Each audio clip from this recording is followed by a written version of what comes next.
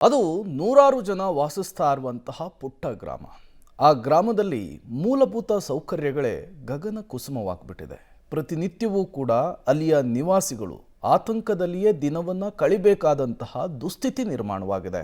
ಅಷ್ಟಕ್ಕೂ ಆ ಗ್ರಾಮ ಯಾವುದು, ಅಲ್ಲಿರುವಂತಹ ಸಮಸ್ಯೆಯಾದರೂ ಏನು, ಅದರ ಕಂಪ್ಲೀಟ್ ರಿಪೋರ್ಟ್ ನಿಮ್ಮ ಮುಂದೆ.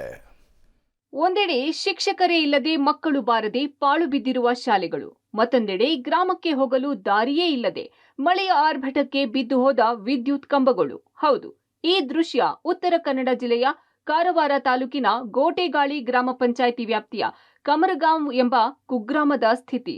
ಅಂದಹಾಗೆ ಈ ಗ್ರಾಮ ಕರ್ನಾಟಕ ಗೋವಾ ಗಡಿಯಂಚಿನಲ್ಲಿ ಬರುತ್ತೆ. ಇಲ್ಲಿಗೆ ಹೋಗಲು ರಸ್ತೆ ಇಲ್ಲ.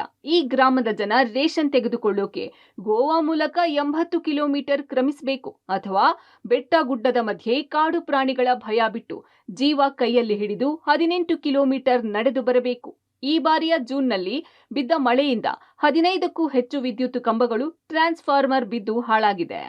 ಗ್ರಾಮಕ್ಕೆ ಬೆಳಕಾಗಿದ್ದ ವಿದ್ಯುತ್ ಸಂಪರ್ಕ ಕಡಿತವಾಗಿ 6 ತಿಂಗಳು ಕಳೆದಿದೆ. ಆದರೆ ಕಂಬ ಸರಿಪಡಿಸಿ ವಿದ್ಯುತ್ ಸಂಪರ್ಕ ಕಲ್ಪಿಸಲು ಹೆಸ್ಕಾಂ ಇಲಾಖೆಗೂ ಸಹ ಮಾಹಿತಿಯೇ ತಿಳಿದಿಲ್ಲ. ಹೀಗಾಗಿ 6 ತಿಂಗಳಿನಿಂದ ಈ ಗ್ರಾಮದ ಜನ ಕತ್ತಲಲ್ಲೇ ಜೀವನ ಸಾಗಿಸುತ್ತಿದ್ದಾರೆ.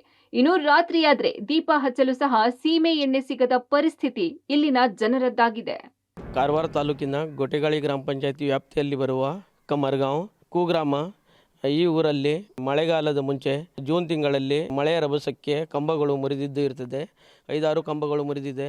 ಆದರೆ ಇನ್ನೂವರೆಗೆ ಅದು ವರ್ಕ್ ಕಂಪ್ಲೀಟ್ ಮಾಡಲಿಲ್ಲ. ಅಧಿಕಾರಿಗಳಿಗೆ ಹೇಳಿದರೆ ಅಲ್ಲಿ ಹೋಗಲಿಕ್ಕೆ ದಾರಿ ಇಲ್ಲ, ಮತ್ತು ನಾವು ಕಂಬ ಹೇಗೆ ತೊಗೊಂಡು ಹೋಗಬೇಕು ಅಂತ ನಮಗೆ ಹೇಳ್ತಾರೆ ಅವರು. ನಂದು ಬೇಡಿಕೆ ಏನಂದರೆ, ಅಂಥ ಊರಲ್ಲಿ ಪ್ರತಿ ವರ್ಷ ಮಳೆಗಾಲದಲ್ಲಿ ಇದೇ ಸಮಸ್ಯೆ ಬರ್ತಾ ಇದೆ. ಆದರೆ ಅವರಿಗೆ ಗೊತ್ತಿರೋದು ಕೂಡ ಈ ಥರ ಆ ಊರಲ್ಲಿ ಕೇಬಲ್ ಮುಖಾಂತರ ಕರೆಂಟ್ ಕೊಡಬೇಕಂದು ನಂದು ಒಂದು ವಿನಂತಿ.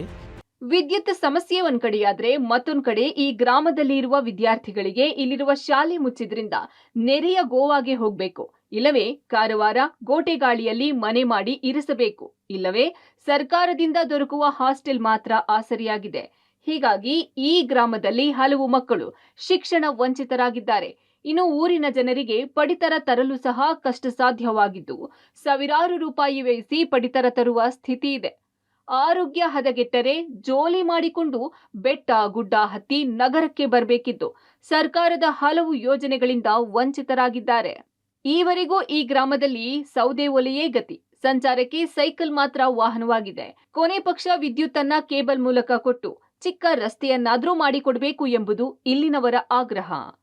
ಹೆಸ್ಕಾಂ ಅಧಿಕಾರದವರು ಹೇಳಿದ್ದಾರೆ, ಅವ್ರ ಕಡೆ ಫಂಡ್ ಇಲ್ಲ ಅಂತ ಹೇಳ್ತಾ ಇದ್ದಾರೆ. ಇನ್ನೂ ತನಕ ಏನು ಮಾಡ್ತಾ ಇಲ್ಲ.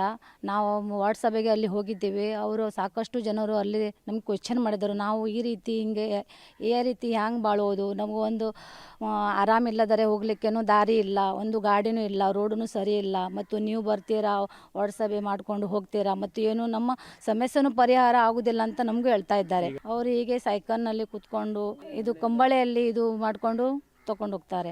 ಅಲ್ಲಿ ಆ ಸೈಡಿಗೆ ಗೋವಾ ಸೈಡಿಗೆ ಹೋಗ್ಬೇಕಾಗ್ತದೆ. ಮಕ್ಕಳ ಶಿಕ್ಷಣನೂ ಅಲ್ಲಿ ಗೋವಾ ಸೈಡಿನಿಗೂ ಹಾಕ್ತಾರೆ, ಮತ್ತು ಎಲ್ಲಿದರೂ ಈ ಸೈಡಿಗೆ ಹಾಸ್ಟೆಲ್ನಲ್ಲಿ ಇರ್ತಾರೆ. ಮತ್ತು ಯಾರು ಈ ರಿಲೇಷನ್ ಅವರು ಇದ್ದಾರೆ, ಆ ರಿಲೇಷನ್ ಹತ್ರ ಅವರು ಅವ್ರ ಮನೆ ಕಡೆ ಇರ್ತಾರೆ. ಓಟು ಕೇಳುವಾಗ ಮಾತ್ರ ಈ ಗ್ರಾಮದ ಜನ ನೆನಪಾಗುವ ಜನಪ್ರತಿನಿಧಿಗಳಿಗೆ ಈ ಗ್ರಾಮ ಕರ್ನಾಟಕದಲ್ಲಿದೆ ಎಂಬುದೇ ಮರೆತಂತಿದೆ. ಇನ್ನಾದರೂ ಸರ್ಕಾರ ಈ ಊರಿಗೆ ಮೂಲಭೂತ ವ್ಯವಸ್ಥೆ ಕಲ್ಪಿಸುವಂತಾಗ್ಲಿ ಎಂಬುದೇ ಎಲ್ಲರ ಹಾರೈಕೆ. ಉತ್ತರ ಕನ್ನಡ ಜಿಲ್ಲೆಯಲ್ಲಿ ಜೂನ್ನಿಂದ ಸುರಿದಂತಹ ಮಳೆ ಸಾಕಷ್ಟು ಅನಾಹುತಗಳನ್ನು ತಂದೊಡ್ತು. ಆದರೆ ಆ ಕಾರವಾರ ತಾಲೂಕಿನ ಗೋಟೆಗಾಳಿಯ ಗ್ರಾಮ ಪಂಚಾಯತಿ ವ್ಯಾಪ್ತಿಯಲ್ಲಿ ಬರುವಂತಹ ಕಮರಗಾಂವ್ನಲ್ಲಿ 6 ತಿಂಗಳಿನಿಂದ ಮನೆಯಿಂದಂತಹ ಅನಾಹುತದಿಂದ ಅಲ್ಲಿರುವಂತಹ ವಿದ್ಯುತ್ ಕಂಬಗಳು ಬಿದ್ದು ಇವತ್ತಿಗೂ ಕೂಡ ವಿದ್ಯುತ್ ಇಲ್ಲದೆ ಕತ್ತಲಲ್ಲಿ ದಿನವನ್ನು ದೂಡುವಂತಾಗಿದೆ. ಈ ಊರಿನ ಜನರಿಗೆ ಸದ್ಯದ ಪರಿಸ್ಥಿತಿ ಹೇಗಿದೆ ಅಂದರೆ, 6 ತಿಂಗಳಿಂದ ಸಂಜೆ ಆಗ್ತಿದ್ದಂತೆ ಕತ್ತಲಲ್ಲೇ ಬದುಕನ್ನು ಕಳೆಯಬೇಕು. ಆ ಊರಿನಿಂದ ಯಾರೂ ಕೂಡ ಬರಲಿಕ್ಕೆ ಸಾಧ್ಯ ಇಲ್ಲ. ಅಂಥ ಪರಿಸ್ಥಿತಿಯಲ್ಲಿ ಜೀವನವನ್ನು ನಡೆಸ್ತಾರೆ. ಅವರ ಜೀವಕ್ಕೂ ಕೂಡ ಗ್ಯಾರಂಟಿ ಇಲ್ಲದಂತಹ ಪರಿಸ್ಥಿತಿ ಇರುವಂಥದ್ದು.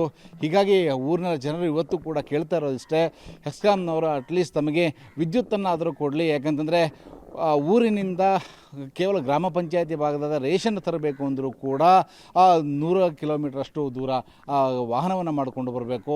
ಇಲ್ಲದೇ ಇದ್ದರೆ 18 ಕಿಲೋಮೀಟರ್ ಹೆಚ್ಚು ದೂರ ಕಾಡಿನಲ್ಲಿ ನಡೆದುಕೊಂಡು ಬರಬೇಕು. ಇವರಿಗೆ ಜೀವಕ್ಕೂ ಕೂಡ ಗ್ಯಾರಂಟಿ ಇಲ್ಲದ ಪರಿಸ್ಥಿತಿ ಇದೆ. ಇಲ್ಲಿನ ಮಕ್ಕಳು ಕೂಡ ಶಿಕ್ಷಣದಿಂದ ವಂಚಿತರಾಗ್ತಾ ಇದ್ದಾರೆ.